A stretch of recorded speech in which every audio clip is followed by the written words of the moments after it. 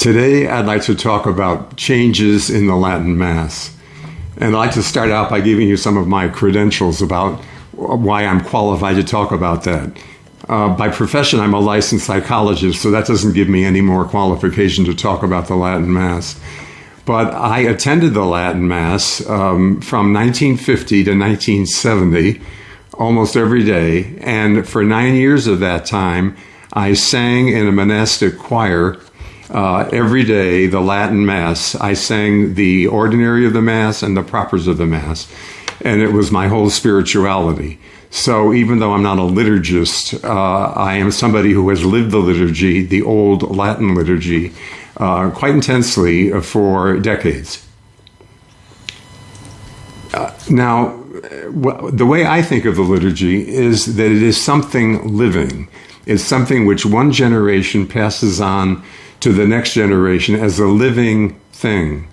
And living things change. We simply can't avoid that. To hand something on and have it stay exactly the same, never change in any way, you're really dealing with something that's dead.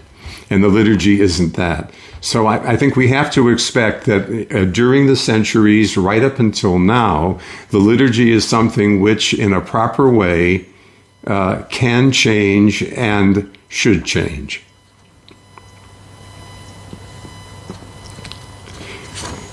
Now the question is, what kind of change and how much change? And as with the virtues, you can have too much or not enough. You can also have the wrong kind of change. For example, you can have the change of an acorn into an oak tree. The acorn then becomes more itself by becoming an oak tree. To insist on no change would be to have the acorn forever remain an acorn and never become an oak tree. An unacceptable kind of change would be to try to make an acorn into an apple seed. You can't. That's a fundamental kind of change. You're changing the acorn into something else. You're not helping it to grow into becoming more itself. So I think we need to avoid both extremes there. We want to avoid keeping the acorn forever an acorn, keeping the liturgy exactly the way we received it with no changes whatsoever, that we will fight them tooth and nail. Or, on the other hand, to try to make changes in the liturgy, which is really turning it into something else, not a better form of itself. So those are two dangers that I see. Another danger is to take a golden age approach. And that idea is that the liturgy developed up to a certain point where it reached its perfection, way in the past. And that was the golden age. So every change that led up to the golden age is seen as beneficial. But the changes after the golden age are seen as corruptions. So our goal then, according to that model, would be to get back to the golden age. One of the troubles with that is that people can't agree on what the golden age was. You have some people who will say it was right after Vatican II, before any changes were introduced into the liturgy. Others will say, no, you have to go back further than that. It was 1570 when Pius V settled the Latin Mass back then after the Council of Trent. Others will say, no, you have to go back to Charlemagne's Mass in the 8th or 9th century. And others will say, no, that's too late. You've got to go back to the Mass of Pope Gregory around the year 600. Or some will go even further back. So in other words, people can't agree about when this golden age is. The reality is that if you see the liturgy as a living thing, then the golden age is in the future. It hasn't come yet, and the liturgy is still growing and is still developing, and therefore we still can undertake the notion of change. The issue then becomes the right kind of change. So it's what kind of change are we looking at? And there's two examples that I'd like to talk about today. The first one is the silent canon.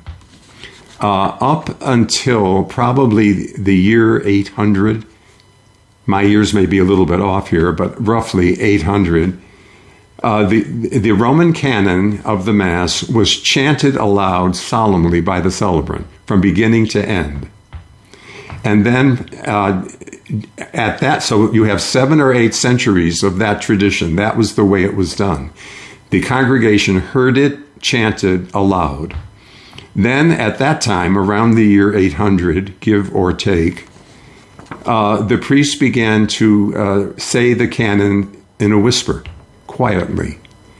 Now, before priests started doing that, there were no explanations of why he should.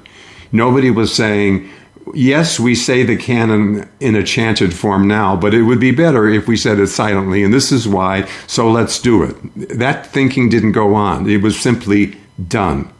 And then after the fact, people began explaining why that was a wise thing to do, and they had theories about why the silent canon was better than the chanted canon.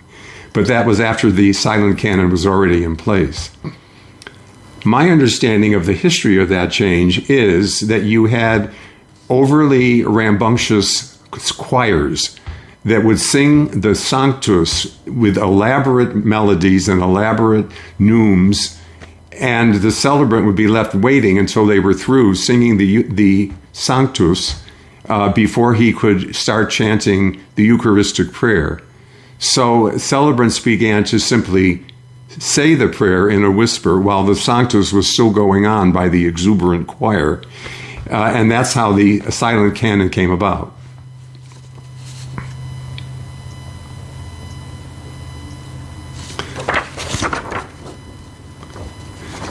Now, was the silent canon a legitimate development? It seems to me the answer to that is no. If it was, it would have been, the reasons for it would have been given before it happened. That would be number one. Number two, there were an awful lot of losses associated with going from a solemnly chanted canon, which everybody could hear and understand, and a silent canon, which nobody could hear. The first thing is that the congregation was deprived of hearing these beautiful prayers. They went silent, and the congregation didn't hear them at all. In order to compensate for this, they had to bring in the ringing of bells to let people know where the priest was in the Eucharistic prayer. Had he just put his hands over the elements? Was he just about to consecrate the host? Had he consecrated the host? None of that was clear anymore because the canon was silent. So they had to introduce bells to signal people when those things were happening. The one prayer that directly pertained to the congregation, which begins, "To us also sinners," the priest would then raise his voice so that they could hear that because it was seen as relevant to them.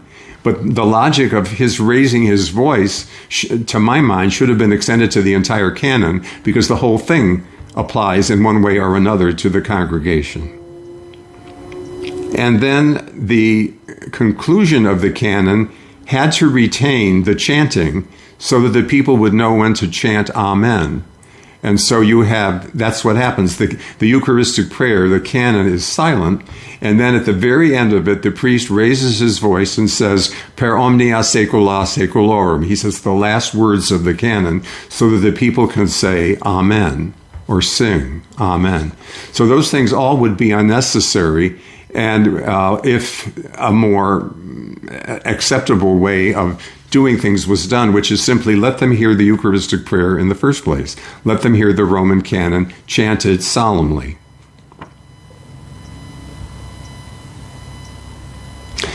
Now, some people will argue, well, okay, Marshall, maybe this came into the liturgy in a devious kind of way, but it's been there for over 1,000 years, so that makes it traditional. So now we have to accept it. And I would say, if I stole money from you and I kept it for 1,000 years, I still owe it to you. It doesn't become my money because I've had it for so long. And it's the same way with this, that if something is not an improvement, it is not a natural expansion of the liturgy, if it doesn't make the liturgy more itself, then no matter how long it's been going on, what you've got is a long-standing abuse. An abuse doesn't turn into a development just because it's long-standing. So, bottom line, if I had my druthers, I would like to see the solemnly chanted Roman canon restored to the Latin Mass. I think that would make the Latin Mass more itself. It would allow people to experience the beauty of those prayers, and it would do away with the need for bells and such. So that's my first example of change in the liturgy. My second one has to do with repetition. For centuries, this is a long-standing custom in the church. The priest, when he is celebrating Mass, a high Mass, repeats everything that is sung by the choir or chanted by the people. He repeats them, or he says them separately from them. So, for example, the choir will sing the introit, and then the people will sing the Kyrie. The priest then is saying the prayers at the foot of the altar at that point. When he is through with those, he goes up to the altar, kisses it, goes to the missal, and he recites the introit. Then he goes to the center of the altar, and he recites again the Kyrie. Those have already been sung by the choir and the congregation. Why does he have to repeat them in a spoken voice? How did that start? Well, that's another thing. It started in a not very edifying way. In monasteries, there was a Mass said solemnly in the main church at which all the monks were present. And there was no repetition like this. If the choir of monks sang the entrance hymn, the introit, the celebrant did not repeat it himself afterward. And anything said by the choir, sung by the choir or by the monks, was not repeated by the celebrant. But then private masses were being said downstairs in the church, in the crypt. There were altars there where priest monks would celebrate Mass, and they would only have a server. And they needed a book to do this in. So a book was created that took everything that was said or sung by anybody, and they put it all in that book, that missal. So the priest then, down in the crypt, with only a server there, would say the entrance prayer, the introit, would say the Kyrie and so forth, because there was no congregation or choir that had already said those things. Well, in some way or other, that missal, with all those things in it, got brought upstairs to the conventual Mass, where you had all the monks present, and the priest began to repeat the entrance prayer and the Kyrie and so forth, like the monks had done downstairs when they only had a server. And that kind of caught on, and we've been doing it that way ever since. But it doesn't make sense, and there really is no reason for it anymore. And knowing the origin of it, it seems it would be more sensible for us to simply continue to use the missal that the monks used upstairs before the downstairs missal got brought upstairs, so that there wouldn't be all this repetition. Some people argue, well, no, we need to keep this because and they want to make the distinction clear between the priest and the congregation. The priest isn't just another member of the congregation. He's the celebrant, and he alone confects the Eucharist. He alone can make the change from the bread and wine into the body and blood of Christ. And so they're saying, to emphasize that, because the priest is the celebrant and he alone is the celebrant, he should say everything that needs to be said, and nothing should be left to the congregation alone or the choir alone, because they don't confect the Eucharist. They aren't at the same level as he is. Well, my feeling about that is they are right that he alone confects the Eucharist, but I think they are wrong that he alone should say everything that needs to be said in the Eucharist, everything, including the entrance prayer, the Kyrie, and so forth. I think that what needs to happen in the liturgy is the principle of subsidiarity needs to be applied there. And that would spell it out in the liturgy as anything that is done by a lower element, like the congregation, should not be taken up by a higher element. So in other words, if something is assigned to the congregation, the choir shouldn't take it over. If something is assigned to the choir, the priest shouldn't take it over. He should only do what is his and his only. And the other things he should not repeat.